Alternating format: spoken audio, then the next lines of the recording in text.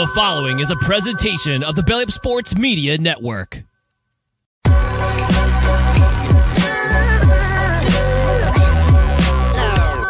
following is a presentation of the Belly Up Sports Media Network. 1420 Sports Bar Podcast, for beer, the sports talk, and a whole lot more. Join host Brent Radlinsky as he bellies up to the bar and gets the conversations going that'll make you think you're sitting in your local watering. It's sports, beer, and shenanigans, so sit back, grab a few beers, and let's get into it. The 1420 Sports Bar Podcast, for beer, sports talk, and a whole lot more. Tonight's show is brought to you by SeatGeek.com, the SeatGeek app. Use promo code 1420SEAT at SeatGeek.com today and save some $20 on your first purchase.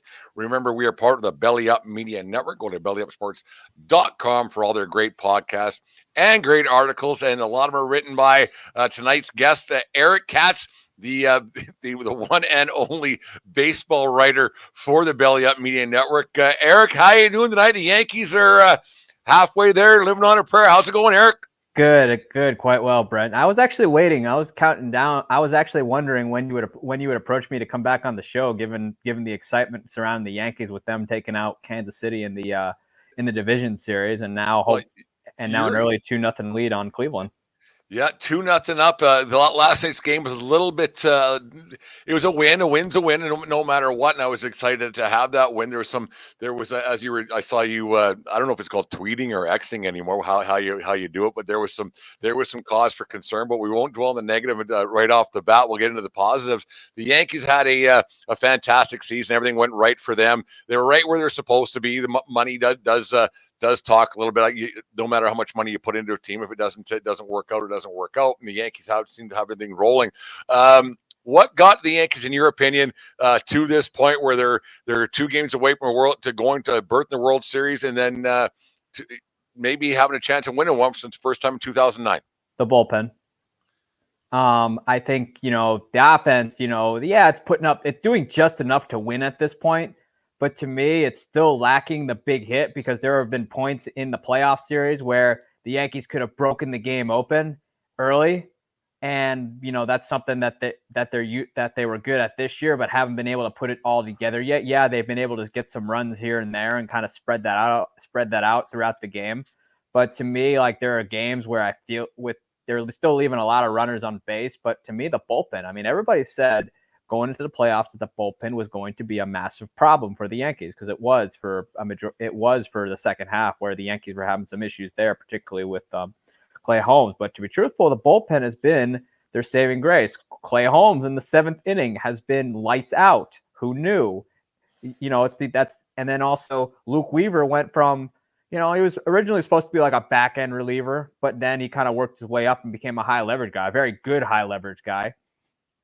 And then all of next thing you know, we blink and he's the closer, and he's showing that he could probably be a very good closer if you let him have it all year.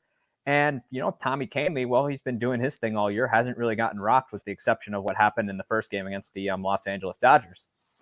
The thing I like about that bullpen is it's kind of been by committee a little bit, and it's the way the guys have come out of nowhere. And you think about Weaver, I think he pitched for 5 or 6 different teams last year, and he's kind of left for dead a little bit.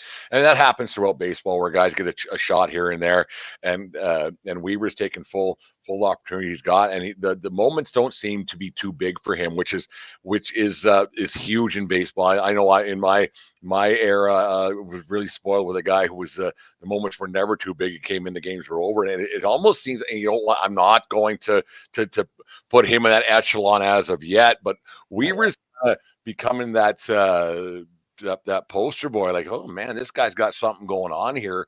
And there seems to be a lot of confidence. Even after game 1 of the ALCS, they weren't afraid to throw him out there for a 5-out save, which doesn't happen very often in baseball anymore. What's your thoughts on Weaver coming out of the abyss, per se? Like, holy cow, this guy's he's the guy right now. Well, I liked what the Yankees were doing. They finally put, for obviously Clay Holmes' inconsistency, it became a little too much, and they kind of went bullpen by committee a little bit. Luke Weaver proved all year he's a capable arm, and he was there's not really like the setup guy, really an official setup man really anymore. There's really just, they kind of throw it in like on a matchup basis or whoever's arm is fresh nowadays in the high leverage department. And to me, like Luke Weaver has just, Luke Weaver always had the stuff, and he's stretched. He's been a starter before, so he's got that advantage of being stretched out where he can pitch, where unlike your average closer, he can pitch like in more than one game. Like typically closers can go nowadays 2-3 games, then you'll want to rest them. But Luke Weaver used to pitch every 5 days and try and get up to try and go from about probably be 80-ish pitches to 100-ish pitches. So he's already stretched out and used to that. So that he's kind of has that advantage going for him where you could throw him in there for a multi-inning save. And I was just thinking about this. I've just been thinking about the Yankees a lot when they're in the playoffs and getting closer. Everybody does when their team's getting close. When your team has a chance to win, it absorbs your every minute of every day. The thing that about this Yankees team is, and I saw you tweeted or X'd it or tweeted or whatever it's called earlier today, where people are complaining about Yankees road to the world to the ALCS and where they are now, and they're playing. The American League Central's not that great, but they're playing teams that got there because you can only play who's in front of you. But will the way the Yankees are handling this postseason and the way the schedule kind of got set up for them, because you remember in the ALDS, because they got obviously the wild card off, and then the ALDS they played on Saturday night, day off, played Monday, day off, played Wednesday, Thursday. Is this going to put a little bit more of a maybe we should try to win the division and not just make the playoffs? Because if you look at how it's all set up for the Yankees, because the way the TV schedules and Sunday Night Football is like we can digest this whole thing a lot. But the way this is set up, Eric, and you watch a lot of baseball. You're right, baseball it's consumed your life more than it has mine. Will this Yankees run a little bit have other teams maybe saying, you know what, maybe we should put a lot more effort into winning a division? I don't think so, to be truthful, because just before the Yankees went on their run, every first place team was complaining about having the playoff bye, how like they might have momentum and then all of a sudden it'll be halted. So I don't think really that's going to change, because just before, all of a sudden those first place teams who won their division or either got the first round bye or whatever, were complaining about having the bye to begin with, particularly one Brian Snitker in Atlanta, who was most vocal about it. So I don't think that's really going to change very much. I think it's just a matter of, like how baseball plays out. Depends on what you do between the white lines. It's quite crazy how it's all turned out. The way the Yankees they weren't great. That Cole was not awesome by any means in the initial games of the series. Like, he was bad, not great in game one of the ALCS. He was great in game 4, and then he was just what he was a lot in this game last night. What's your thoughts on how Garrett Cole has been so far for the Yankees in these playoffs? A little bit of up and down. I mean, we saw what happened against the Royals in the ALDS in game 1. He wasn't great. He was kind of all over the place there. He was walking guys. I mean, fortunately enough, and actually he was hit a lot harder against the Royals. So I'd say that was probably his worst start of the postseason. I think in game 2 last night, again, he wasn't hit as hard, but he had some trouble with the walks. And, eventually when you put enough ducks on the pond, one of them's going to score eventually. But I think I think it's been a little bit up and down. Probably say, I'm not sure if inconsistent is the right word, because he still left the Yankees in a position to win. So it wasn't like it was the end of the world there. I just think that I just think it was probably just a little more. I'm not borderline inconsistent, because, he had that start against Kansas City in the last game where he mowed him down left and right and almost went 8 innings. Do you think that, Erica, like you're a Yankees guy through and through, like obviously you're right about other baseball teams on and on. The Yankees have a very good shot at winning something. They made an acquisition at the deadline, went and got a Jazz Chisholm Jr. And I've been a bit down on him a little bit for he's vocal, and I'm not against guys talking and guys popping off a little bit, but eventually you got to put your money where your mouth is. And he hasn't been great last night. He got that double in the 7th last night, or 6th it was. It didn't hurt them. It didn't help them. Anytime you get thrown out on the base at second base with none out, it's never a good sign. But it does Chisholm got to start to maybe be the guy to maybe, okay, if you're going to be good, be good, and otherwise shut your yap. And maybe it's time for the captain to maybe say, listen, man, like this is New York. This is the big time. This isn't Miami where you can just say whatever you want. And let's maybe until you prove something a little bit, maybe just tone it down just a touch. I think the idea in Kansas City there was he kind of wanted to just take the pressure off Judge, which I think that it was a little strategic in Kansas City where everybody's just focused on him while people are forgetting that Judge hadn't even gotten a hit in the postseason up to that point. So I think there was a little strategic there by Jazz, but to be truthful, Jazz has been kind of driving me nuts as of late because he got picked off on the face pass, which again, I mean, they got to run out of the deal. Great. I'm good with what Volpe did there. Because Volpe's fast enough to make that happen. But it would have been nice to have 2. That way you might, I mean, I don't know if they would say Weaver, but you might have a night where, you don't need him, or you throw in, or knowing that you have a day off, you burn Canely for a couple innings. But, I think had Volpe not come around to score, I think more of a big deal would have been made out of. There would have been a lot more talking about it by the talking heads like me and you today, for sure. And because I was down here down the Yankee Tavern North watching the game, and I was like, where are you going? Like, where are you going? Like you're not going to change the game by being off the base, by trying to steal third. You have a rookie pitcher on the mound. He's probably crapping his pants a little bit because Eric Sabrowski actually played in the WCBL here, a league that I umpire in just 5 years ago. So his butt cheeks probably clench a little bit. Yankees saying a big moment like that. And for Chisholm to get picked off there, that could have been a really, really big moment that could have really turned things around, because the Yankees weren't great last night. They were good enough, and they got the job done, some late runs. And Cleveland now, like the Cleveland loss, obviously they're down 0-2. But the thing I like about this Cleveland team is Ramirez. He got that home run in the 9th, which is a buttercup home run. That doesn't mean a bunch other than padding the stats a little bit. But I compare Ramirez's home run a lot to Judge's home run, that both of their big guys kind of, okay, you know what, that we're the guys right now. What's your thoughts on where that late home run that the Yankees gave up to Ramirez? Where's your thoughts that maybe that's something that, because Ramirez had some loud strikes in the first couple innings against Cole that were just really long strike one, strike twos, but a tweak of the bat here and there, those could have been home runs that could have changed the game a lot. Ramirez is he's on it, and that home run might change things a little bit for the series. I'm not saying that the Cleveland's going to win, but it didn't hurt seeing that their big guy got did something a little last night late. Yeah, because the I'd probably say the Yankees as well as the Tigers did a great job of shutting them down, because ultimately I've been saying it the whole time is, don't let Jose Ramirez beat you. Let somebody else do it. And obviously, always.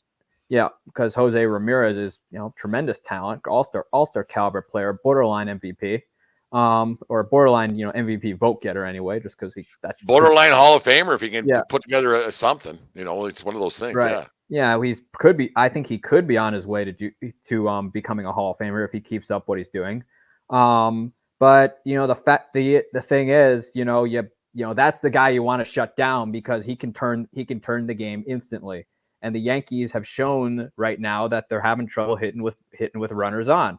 And they're going. I mean, sure, Glaber's able to get on. They work walks, they do their thing, but the big hit hasn't come. Sure, they've sprayed some runs across, but eventually you're going to need the big hit. And Jose Ramirez was swinging the bat well last night, and eventually he tagged Luke Weaver for a home run.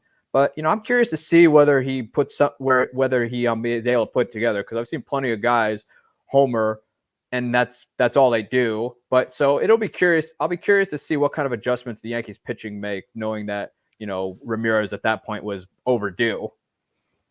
Yeah, and well, speaking of overdue, Aaron Judge finally got the monkey off the back a little bit with the home run, a deep home run to center field, Yep. and it was good to see because there was a lot of at bats. The game one against Kansas City, game two against Kansas City, game one against Cleveland, where the first two guys got on, and you think Judge is going to come up, and all of a sudden it's going to be 3-0 or minimum 1-0, and nothing happened, and happened last night again, and the drop fly ball that should have been caught would have been the exact same result. The home run by Judge may have put a little bit of relief in the Yankees fans and Yankees brass eyes a little bit, but I'm still a bit concerned. And that home run last night was huge, obviously. Right. But when you get runners in scoring position early, and when you can, especially when you have teams with great bullpens, and most teams have great bullpens, Right. and you want to get to them early. Judge not getting those early hits to put when he's been given ducks on the pond, when he hasn't got it done, it's a bit concerning to me. Well, he does have those couple of sacrifice flies, which you can't. I wouldn't discredit those, because those runs obviously are They important. matter.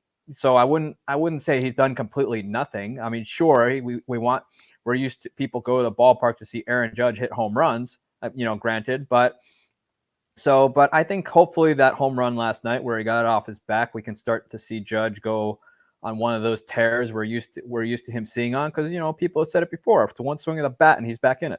He's that talented. I'm an old school guy. I don't mind the get a guy on, bunt him over, and then steal a base and then a sac fly. I don't mind that at all. I like that part. I like that part of baseball. Everything else.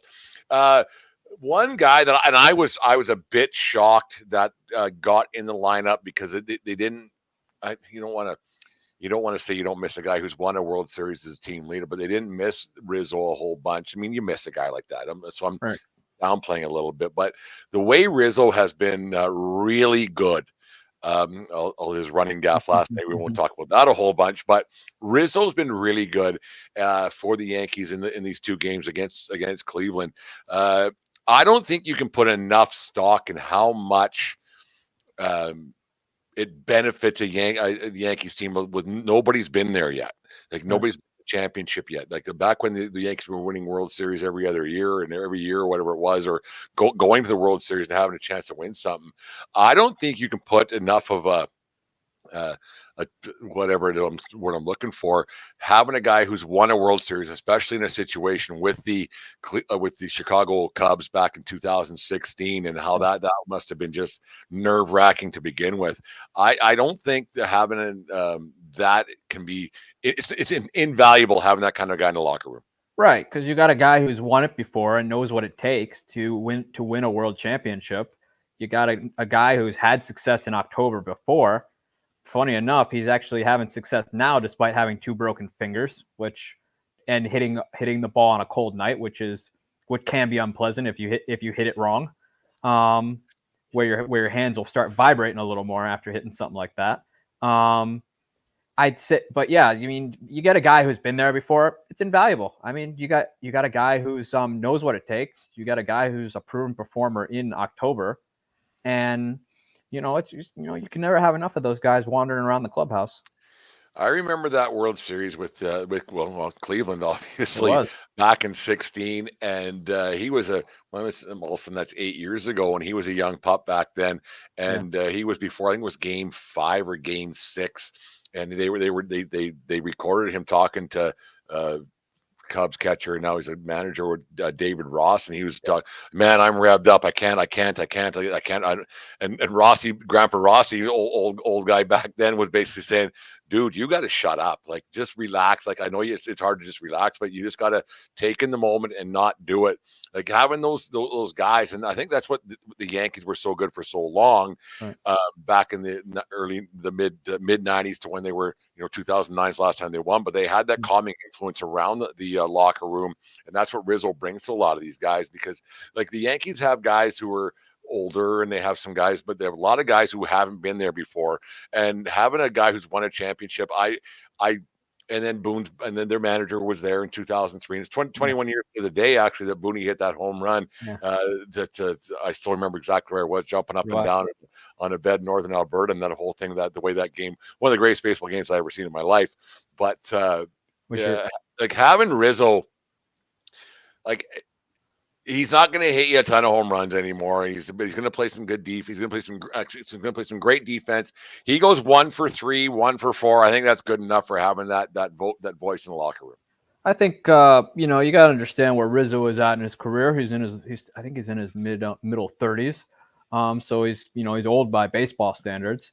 He's young. He's young, Eric, compared to me. He's young. I like that. I wish I was 34 years old again, but whatever. Well, we can't be young forever. It's the way it works. I mean, yeah, because growing old is mandatory. Yeah, that's the way it works. But I think Rizzo is starting to we're starting to see that, like, he's starting to get into the beginning of the twilight of his career. I think that he's I think that's what's starting to happen. He's not going to hit you 32 home runs anymore. But he's a guy, he can still play defense, and defense is king in this league. And he's a guy that can lead. But to me too, because given that Rizzo his option is probably going to be declined at the end of the year. And if this is the way if this is the way to go out, this is the way to do it. But the fact that he's there in the clubhouse every day, talking to guys like Volpe and things like that, who have never been there before, and other guys in the clubhouse too. Obviously, that entire clubhouse mostly has never won, with the exception, which obviously Verdugo came close in 2021. But the fact that you have somebody there again is like invaluable, because he knows what it takes to win. Let's move on to everybody's whipping boy every season, no matter what. He came in 2016, I think it was, maybe 2017. I know who you're talking about. Giancarlo Stanton, with all this accolades and the money and everything else, and people fail to realize, he's making a ton of dough, but a lot of it was paid by the Miami Marlins. And thank you, Derek Jeter, for the trade and eating a lot of that money. And maybe I got a story about that. There's a conspiracy. I like to hear it. There's conspiracy theories abound about that, because Jeter was gone shortly after that. No, whatever. But Stanton, he's been like, I'll be the first to admit, like, when he's up swinging his bat in the regular season, like, what the heck is this guy doing? And you're like, Jesus, man, like, enough. And some of his stretches get a little bit ugly, but he carried that team through the ALDS with some home runs and RBIs and doubles. He even somehow stole a base. I was shocked when that happened. What's your thoughts on Stanton? And he's another guy. He's on the twilight of his career, and he's got a couple more years of his contract. And I think he'll be done once. If he can win one, he'll solidify his spot in Yankee fandom, and he'll get his just due, I guess. But he's always been the whipping boy, but he always seems to come up very clutch in the playoffs. Oh, part of it is Giancarlo Stanton gets hurt a lot, and I think that's also because his body has been failing. And this year, he's, for the most part, aside from being out for 4 weeks, he's done a good job at keeping that under control for the most part. But again, we've seen what Giancarlo Stanton can do in October, and he's proven he can do that. He's, I think, 1 or 2 home runs behind Aaron Judge. So if that tells you anything, too, he was really the only guy getting the big hit against the Kansas City Royals. So if that tells you anything, but Stanton, though, he can go on an ugly stretch, but again, but when he's hot, he is hot. He's a very streaky hitter, always has been. He's, I don't think people don't realize it, but he's also, him and Jordan Alvarez are very similar players. They both have struggled with health. They're also both guest hitters, where they're going up there, they go up there and guess, which I don't like that kind of hitter. But with Stanton, if you guess wrong, it's going to be ugly. But if you guess right, the ball is going to travel a long way. It's going to Queens. Yeah, it's going. But Stanton's also a guest hitter. During the regular season, aside from his injuries, though, when he's in the lineup, he's proven he's a difference maker. And granted, he's not going to be Miami Marlins Giancarlo Stanton, where he blasts close to 60 home runs. but he's still a guy you'd want in your lineup because it's just, he's still got the bat speed, and he, when he connects, he connects. The guy that I've always liked, and he plays a bit lackadaisical, I guess is a term to put it. 'Cause I've always liked the guy. Gleyber Torres is just a fantastic player, in my opinion. He plays a little bit lazy. He reminds me of an old second baseman that kind of signed for too much money, went elsewhere, and then he decided to take some performance enhancing drugs. But we won't talk about him at all. I know, but you know who I'm talking about. But Torres is I think he's not great. I shouldn't say great. He's a really, really good player. And he's at the end of his contract and everything else. Is he playing for his Yankee life, or is he, because why a guy would want to go elsewhere after playing his entire career with the Yankees? Why a guy would want to go elsewhere is kind of a mystery to me. I mean, I'm obviously a Yankee fandom and everything else, but it would be a bit of a kick in the pills a little bit to go somewhere else where you don't have a chance to play. Yeah, you might make a couple more bucks, but is Torres playing for his Yankee career?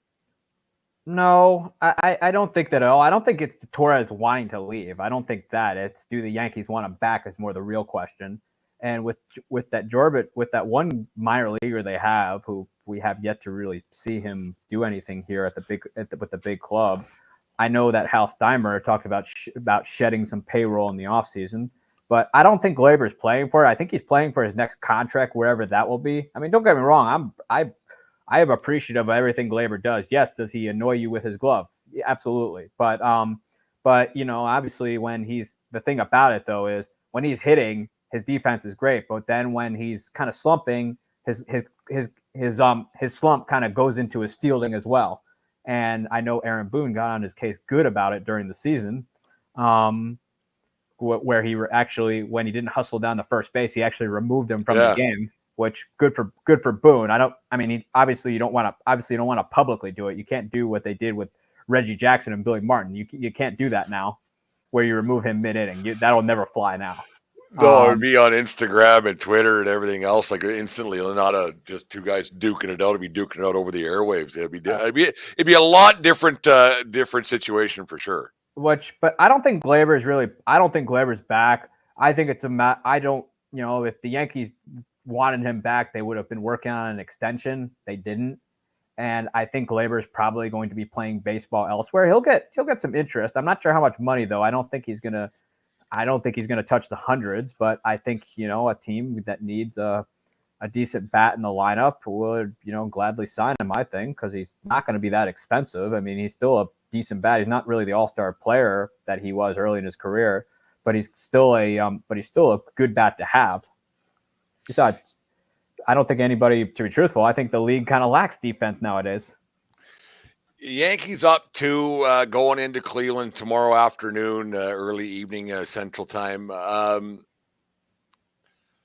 They have a shot right now, and if not now, then when? They have a shot right now. They've had a nice path to playoffs because of the way that the playoffs ended up, the way with Houston losing, like we alluded to, and Baltimore losing, like we alluded to. And you can only play who's in front of you. The Yankees have a definite shot, and Schmidt going tomorrow, and I think they went with Luis Gil for Game 4. Yeah. How confident are you that they might be able to like winning 4 games in a row at any point in the season against whoever is tough, and it no matter what, playoffs, regular season, it don't matter.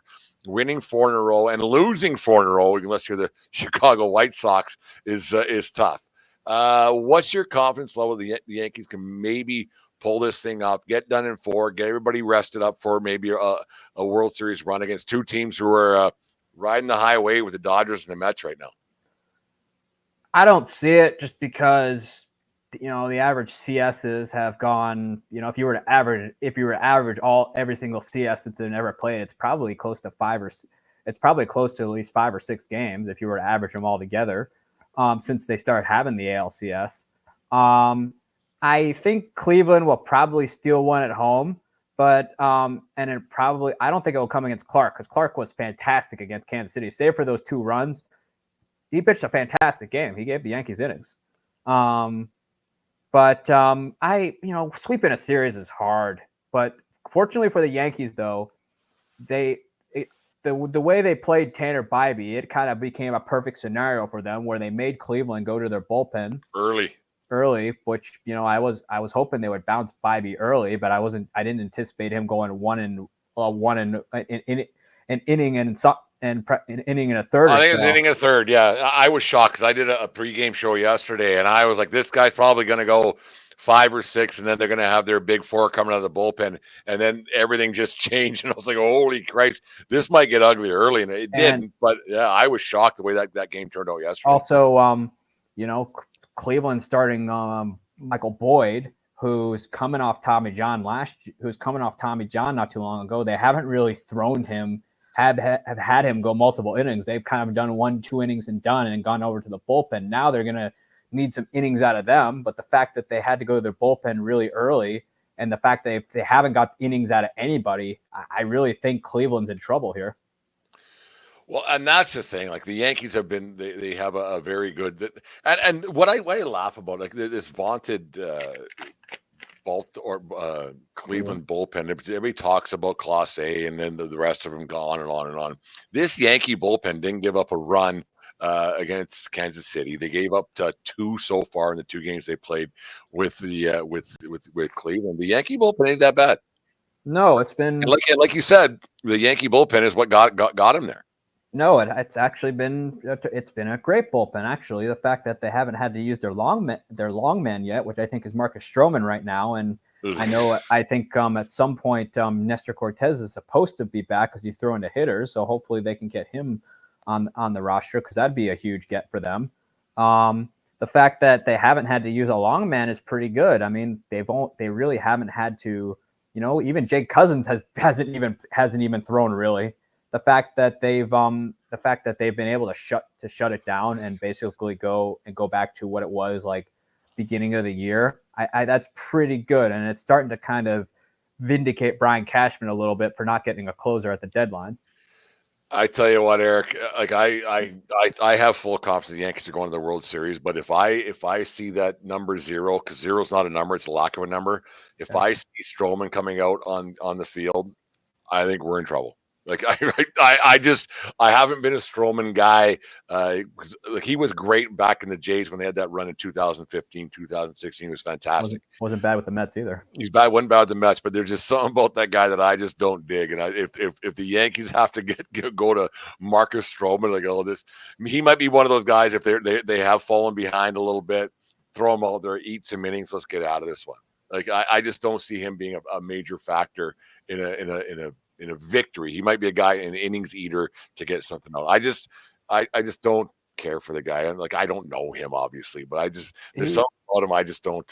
If they're throwing him out there, it couldn't have went well. I mean, I don't think he's in the. Let's put him in. He's not slotted anywhere on a victory night. No, I think the Yankees are just have him there in case their starter can't give him anything, and they just need the long man to just kind of eat some innings and then kind of save the pen a little bit.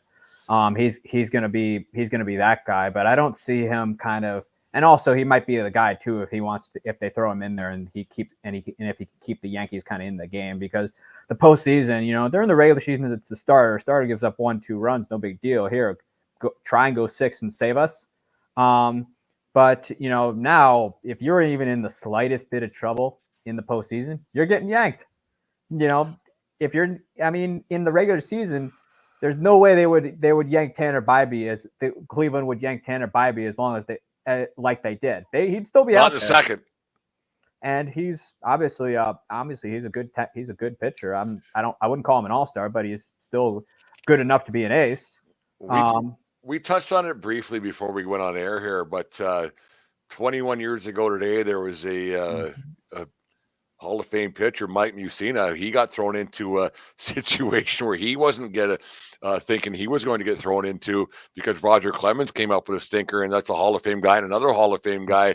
And all of a sudden, Mike Mussina got thrown in to Game 7, 2003 against the Red Sox, and he went, I think, 3 1/3 because he saved the day for the Yankees. And I said it before and I'll say it again, without Mike Mussina, we don't know who Aaron Boone is today.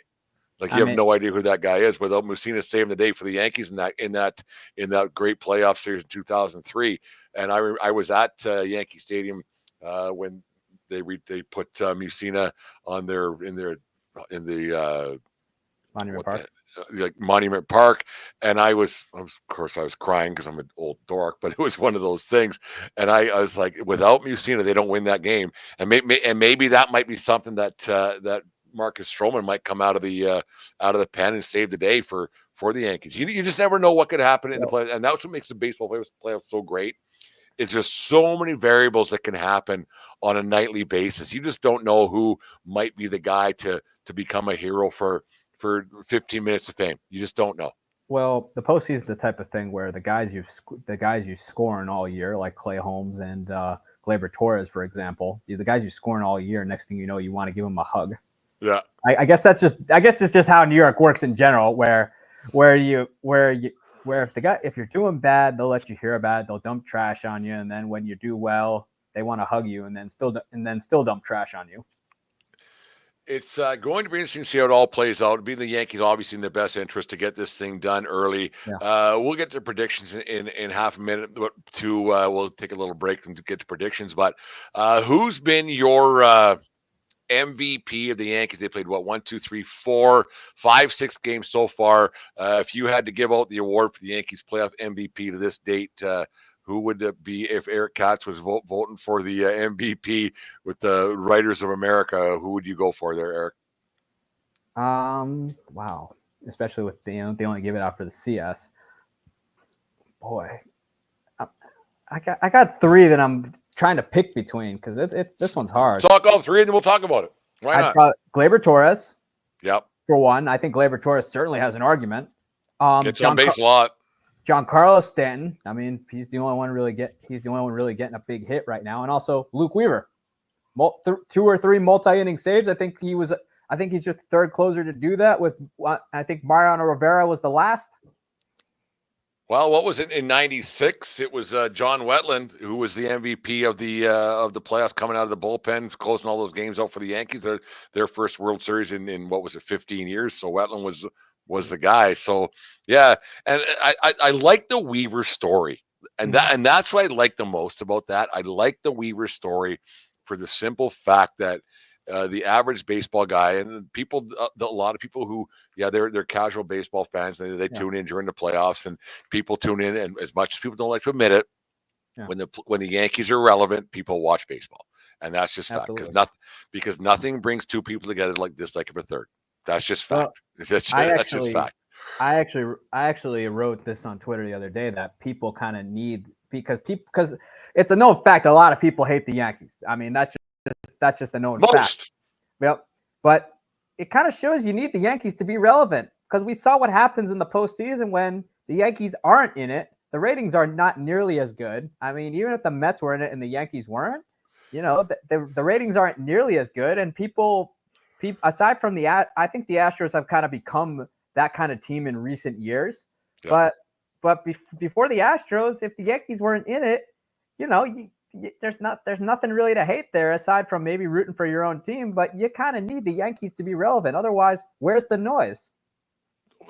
And like I was doing something down here, the Yankee Tavern North, right, and something, and I was thinking about last year's playoffs, especially the World Series, and I went, who the heck? I watched every inning, and I watch everything, and it took me half a minute to think, okay, who the heck was in the World Series last year?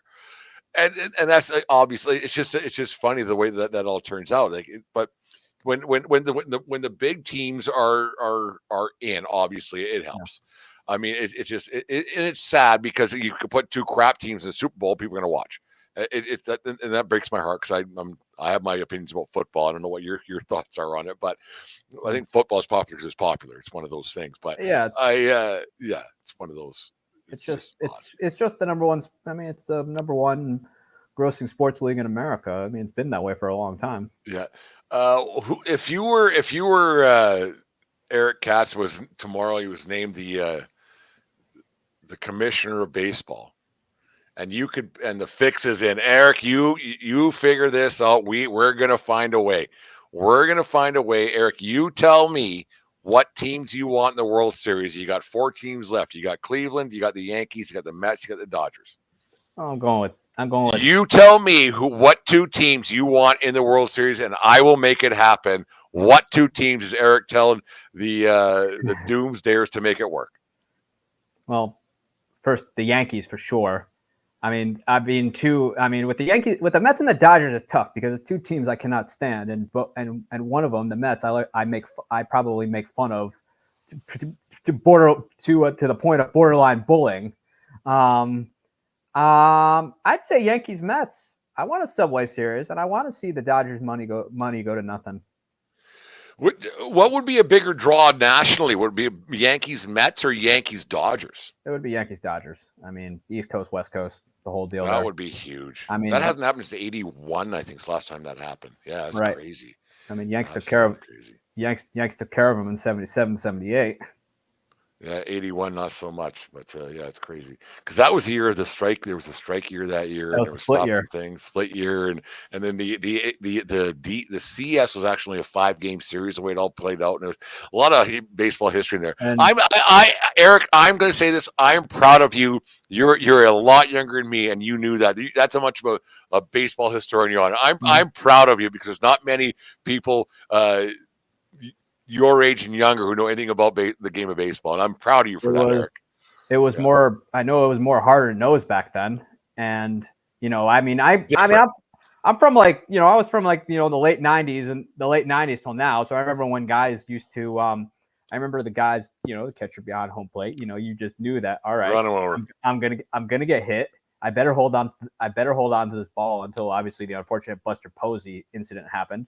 Which, to be truthful, I was surprised they didn't do it earlier, especially with what Pete Rose did to Ray Fosse. It was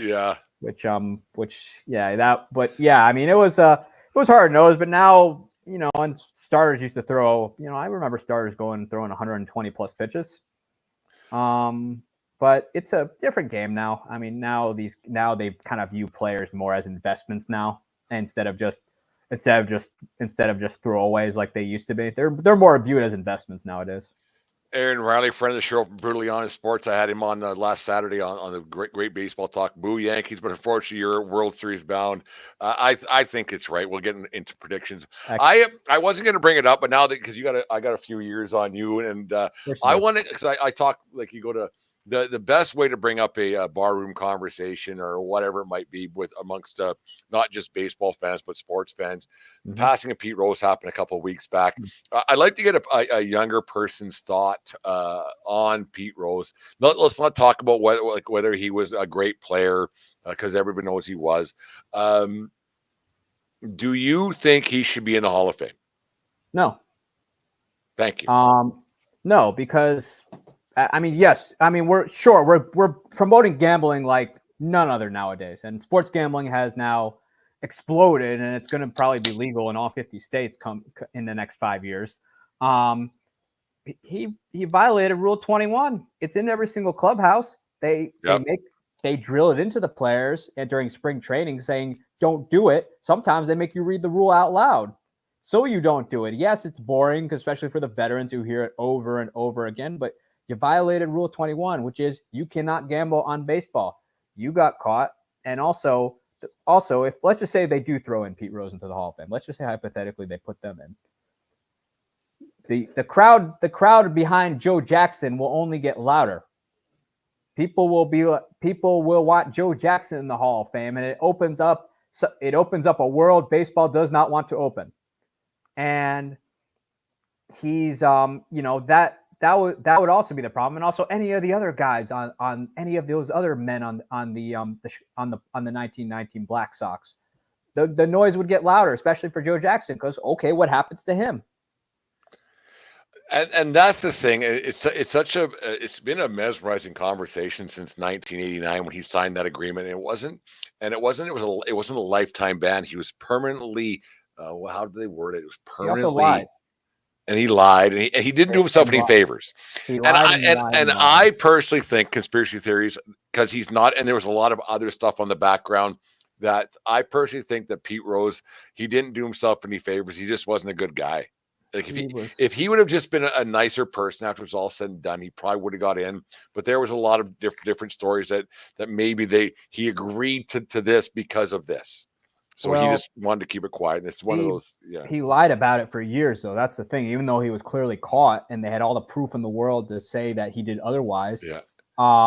It didn't help though that he kind of rubbed baseball the wrong way when he wrote his book about him admitting to gambling back in 2004. That he set up a signing right outside the Baseball Hall of Fame. Well, that's what I'm getting. He never did himself any favors. It was a horrible look to say. Like everything Pete Rose did was a horrible look. And also Pete Rose in general had Pete Rose was good to fans. Don't get me wrong. I don't think the guy. But outside the field though, Pete Rose did some things that you would question his character for. There's a great documentary on HBO there that I watched for the night of his passing. It was that Friday night, and I watched it. It's like, holy cow, this is this is telling. They weren't going to put him in when he was alive because they didn't want to give him that satisfaction. But I don't think they're going to get him in. He violates Rule 21, and which is written. I think the biggest thing with Pete Rose is he was a dick, and absolutely, and just don't be a dick, and that should just go with in general how you should live your life, whether it's in baseball or podcasts or writers or whatever it might be. Don't be a dick. In response to Aaron Riley's thing about he should be in the Hall of Fame as a player, not a manager. Well, yeah. That's he was never getting in the Hall of Fame as a manager, I assure you. But as a player, he gambled, he loses. Otherwise, if you put him in, what does that say to Joe Jackson? That crowd's just going to get pretty loud, and to me, it'd be the equivalent of giving Armando Galarraga a perfect game 10 years after the fact. What a wreck. That's the word. Jim Joyce, a guy like I told you before, I umpire. That's a bad call. And the thing about that call, that blows my mind. Have a feel for the room, man. Like, because that play wasn't close. It wasn't. Like that was not close. But Jim Joyce, as soon as that ball was hit to Miguel Cabrera. Jim Joyce should have been to have his hand coming up to call the out right then. Just do it. Nobody cares. It was August between two teams going nowhere. Make the call, have a beer, call it good. Just get some feel for the room, the way that turned out. Even if it's a tie to the runner, give the close call to the pitcher, because Armando Galarraga to that point, no one had even heard of him.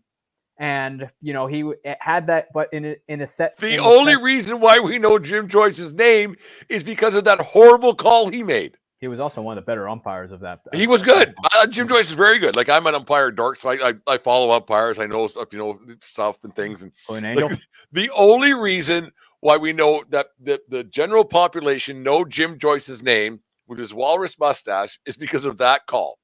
Also, they know Armando Galarraga too, because had the blown call not happened, let's just say he doesn't throw a perfect game, and it's just if he gets a perfect game, no one knows who he is. Well, no, they'd remember. But perfect games go off in the past. Right, and he would have just, had it not been for the blown call, he would have just gone down as in the long line of pitchers fortunate enough to play Major League Baseball. Yeah, Aaron Riley commenting on the YouTube here. Brent's an Angel Hernandez fan, a big Angel Hernandez fan. I am, because I am better than him, so that's why I'm a big Angel Hernandez fan. I'm sure you are, because I can say I'm better than him. That guy was in the big leagues. I'm better than him. I'm not an Angel Hernandez fan. He's an embarrassment to baseball for a long time. He, that's the one thing that probably I think if there was one thing that could unite all of social media, every fan base on social media, from the Anaheim Angels all the way down to the Washington Nationals, it was Angel Hernandez has retired. I'm telling you, I posted a picture, that famous World War II picture of the sailor kissing the nurse in Times Square. Yeah, no, he was awful, He and, wa- and the arrogance about him, that's what made it even worse. Everything he did was just terrible. But like if an umpire blows it and knows it, some umpires acknowledge that. I mean, yeah, there are some umpire. I mean, obviously, sports. There are plenty of bad people in sports. Unfortunately, but the fact that he would be like, oh, he would practically just ignore it. I mean, there's a reason Kyle Schwarber slammed his helmet off and threw the bat down on national television. yeah, it's just like, dude, like enough. And I think that might have been the turning point for Hernandez to finally get out of it, because Schwarber was so mad, and there wasn't one person defending how bad he was, and how bad he become. It was awful. I don't think it was really that. I think it was when Bryce Harper was run down third, actually check ran swing. to him ran to him at third base and was actually flailing his arms around him, because I thought Bryce Harper was going to lift him off the ground. I really did. Bryce Harper could have twist him into a pretzel. It would have been really, really bad, because I mean, Bryce Harper gets ejected a lot, but that was a new level that was a new level. One more question before we get to we'll take a little break here. A little mention from SeatGeek, but one more question now that you bring up Bryce Harper. If Bryce Harper were to decide tomorrow, you know what, I'm good, I got $200 million in the bank or whatever it might be, and life's getting tough. I've been doing baseball for a long time. I've been in the media. I've been in the public eye since I was a junior in high school. I'm tired. Like, I've had enough. If Bryce Harper were to call it good, and Aaron, he'll probably, because he's a Phillies guy. Forget him. If Bryce Harper were to call it good tomorrow, is he a Hall of Famer? Yes. I think what would be really missing from he's been an MVP 3 different times. He's actually 2 different times. He's been an All-Star multiple times. He's won Rookie of the Year. The only thing that's really missing from that legacy is a championship ring. That would make but I think that matters a lot, Eric. Like, that's the thing. Like, it's why Don Mattingly's not it. It's why Don Mattingly never got in, aside from the back. I mean, there are plenty of guys now who are in the Hall of Fame with a championship ring who had a similar career as to Mattingly. I mean, don't get me started on Donnie Baseball not being in, because there are plenty of guys in the Hall of Fame now, like a la Joe Mauer, for example, who had a similar career to Don Mattingly. Mauer's not a Hall of Famer. I mean, I like Joe Mauer. I know Mauer played in Minnesota with not a whole bunch of fanfare and media and everything else, but Mauer's not a Hall of Famer. I mean, he could. I mean, really good, Hall of really good. Well, the problem was what got him in though is he was just able to, the type of offense he sustained as a catcher got him in, because playing offense and being a catcher is hard, because that's why they moved Craig Biggio from catcher and moved him into I think the outfield, if I remember correctly, because they knew what he could do with his bat, and obviously he did that to the tune of a Hall of Fame career, and obviously very well deserving of that. He went to second base for a while, but it's one of those things. Because Craig Biggio was a very good catcher for that matter. But the thing about it is, there are so many people now who are in the Hall of Fame who had a similar career to Don Mattingly, injuries and all, who are in, and somehow Don Mattingly isn't. Don't get me started on that, because then I'll tell you how I really feel. No, it's tough, because sometimes you got to put because you're a writer, so you got to put your fandom behind you a little bit and go, okay, well, maybe, but Mattingly's a no-brainer to me. I mean, and the thing is that stats are stats, right? But your plaque says 3-time World Series champion or 2-time World Series champion on there somewhere, right? Mattingly played for some bad teams too, and because you play for bad teams, it's not your fault. Like, it's not your fault. Like, you remember back in, like, you weren't alive back then, but I remember watching games on the Saturday NBC game of the week, and there wasn't 8,000 people in the old Yankee Stadium. That whole upper deck was empty. If you watch the doc, I'm sure you remember, because they were terrible. No. They were terrible teams back then. So they were always interesting, though. Oh yeah, well, Billy Martin and everything. It was also Mel Hall, if you remember him. Oh yeah. Which obviously he was just a terrible person, but still definitely kept the back pages of the New York Post always filled. There was some Mattingly also played for some good teams too during that time, but unfortunately they had no wild card back then. There was a year Yankees won 98 games or so. Good year nowadays. But that would get you in the playoffs now. But unfortunately, no wild card. Well, look what happened in '94 when the season got shut down because they went on strike, and the Expos and the Yankees had the two best records in baseball. That Expos team, that they were stacked. I mean, you obviously you weren't alive back then, but Marcus Grissom, they were unbelievable. They were stacked, and they were going to go head to head, and both teams had records that were just like head and shoulders above everybody else. And so Expos fans will tell you to this day they would have won it. I think they would have too. Like, I don't think really good. The Yankees were good that year, but I don't think they were on that level. They weren't great. They were really good, but not great. That Expos team was unbelievable. I think Hall of Famers on that team, like just wow. Yeah, including don't forget about Marcus Grissom, not a Hall of Famer, but still a very good player. And they also had a very young Pedro Martinez, who was just starting to come into his own. Because he left because he was in LA with his brother for a little bit, and they gave up. The Dodgers gave up on Pedro and kept. I can't remember his brother's name, but whatever. He was actually, even Pedro will tell you that his brother was supposed to be the one. Yeah, bigger guy. Yeah, right. And obviously Pedro, he's a Hall of Famer and very deserving of it. I still think the Yankees will always be his daddy. 21 years ago tonight, it all came down. Yeah. Oh man, that whole thing still just brings a smile to my face. I might put that the wife doesn't know it yet. But I might put that game on and watch that one. One tonight all over again. My godfather was actually at that game. Really? Let's just say the stadium was up for grabs. The entire city was whipped because he was living in just outside of New York at that point. Yeah. The entire city after that was whipped up into a frenzy. It was unbelievable. Like I've talked to people a lot over the years since it happened. When I go to New York, I talk to different people. Talk about that game. And people forget. They felt like the building was shaking. They said it is after that home run was hit, and it just and then you hear Sterling's call and all of it, and just when Mariano went to the mound afterwards and collapsed, and that's.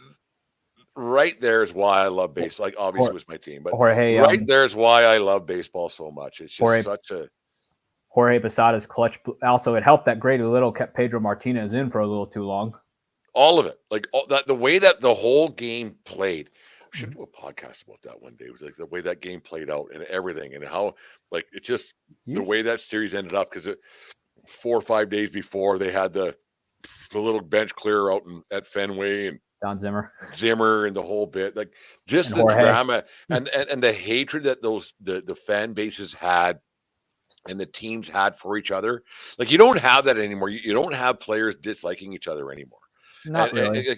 They're hugging each other before games. They're just little high fives and bum slaps. So it's just different. It's just different. You have feuds here, and you have it's not really team versus team anymore. You'll have individual feuds here and there.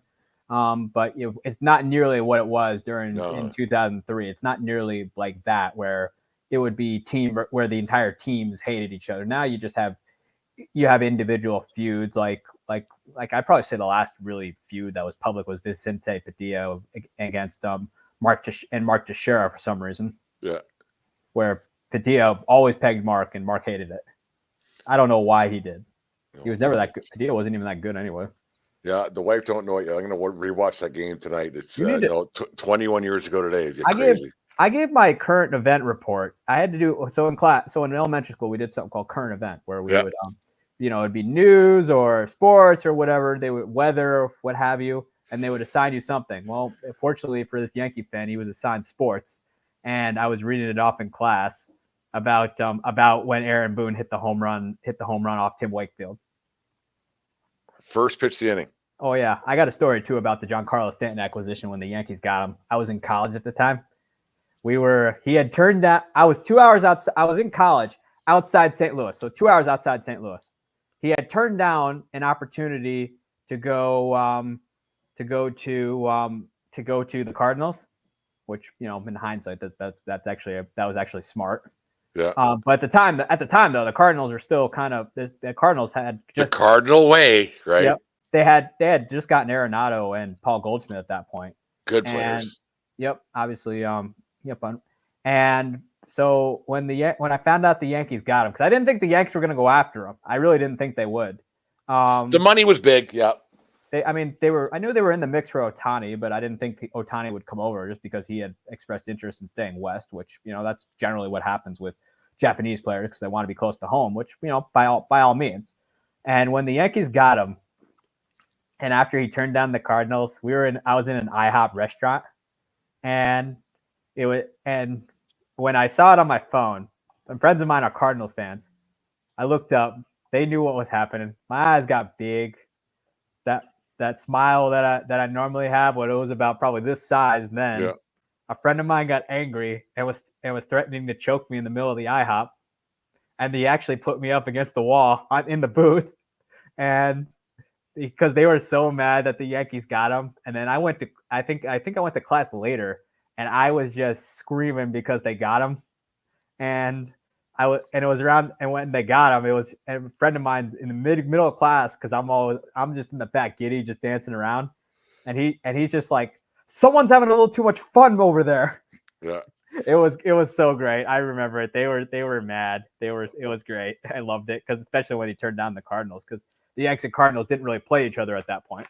Well, let's hope it pays off for the Yankees in the next week and a half, 2 weeks, where we got left. Anyways, the 1420 Sports Bar Podcast, for beer sports talk and a whole lot more. This segment is brought to you by SeatGeek.com, the SeatGeek app. Use promo code 1420POD, 1420SEAT. It changed.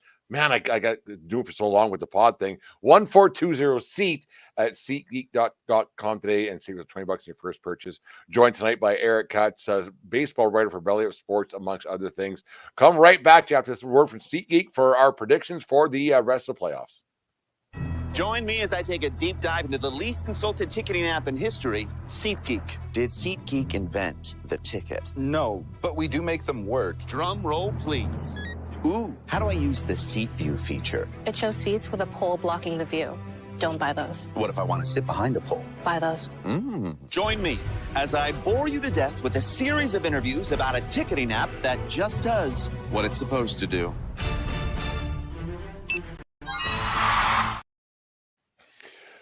That's from our friends SeatGeek. Use promo code 1420SEAT at SeatGeek.com today and save $20 on the first purchase.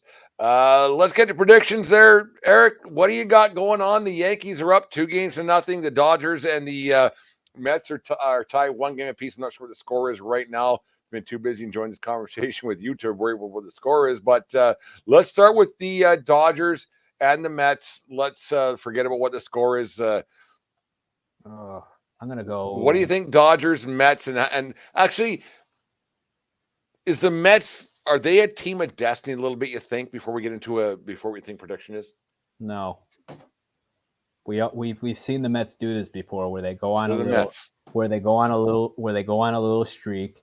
They're skating around, all jumping up in the air, and they're ice skating, and they fall on their butts. Yeah, because the Jeter documentary, when he said, like, in 2000 when they met in the Subway Series back then, he said they're the Mets. Like, they're the Mets. Will be the Mets. I mean, they're the Mets. We're the Mr. Bill. We're worried about it. They're the Mets. They're the Mr. Bill of Major League Baseball. Yeah. They mean well, but every time they try and do something bad happens to them. Yeah, they're the Mets. Who wins that series? I got to go Mets in 7, because I just don't think the Dodgers have the pitching to really hang like that. It's amazing how they spend all that money in the offseason every year, and they have no starting pitching somehow. And they should know better than anybody else that you need starting pitching in order to survive. Yeah, every year, like they have that COVID championship in 2020, but nothing since '88, and I just don't have much faith in the Dodgers, and until they get it done, you have to have a bit of a doubt. And the way the Mets have been since that horrible start that they had, they've been really, really good. And I think the Mets are going to find a way to get to the World Series, and I think they're going to have but it will be a long series, though. That's for sure. I think that one's going 7. I really do. I think it's going 7. Let's go to the big one. Let's go to the one that we're most concerned about, me and you being Yankee fans, and everything else here at Belly Up Sports. Probably the only 2 real Yankee fans in the group. But let's. Who do you got? How many games? And how's it all going to turn out these next week and it's all over. I'm going Yanks in 5. I mean, I think Cleveland will steal a game at home at some point, whether it be against Clark Schmidt or even Luis Hill, because we know, Luis Hill, as much as great as his stuff is, he also walks a lot of people. I think Cleveland's going to steal one at home. That's just generally what happens because it is hard to sweep 4-0. I mean, that's very difficult to do, even both during the regular season and even during the regular season, where you're not managing nearly as much as you are now. But it's going to be a close series. I think it's going to be Yanks. I think it's going to be Yanks in 5. They close out at home because obviously, Dan Plesac said it best. Yankee Stadium is a house of lunatics. I think the Yankees can win not I don't know what the World Series. We'll get to, maybe we'll have you on in between the World Series and the CS. But I think they're just a better team, and eventually the better team usually wins. Not always, but usually wins. And doesn't have the pitching either. And they don't have the pitching, and it's just kind of the way it's going to work out for the Yankees. And eventually, as Jeter said a long time ago, eventually the ghosts come across the street, and I think that's what's going to happen for the Yankees with this in this ALCS, because they haven't been great, and they've still won, and that's a scary thing. They haven't been great yet.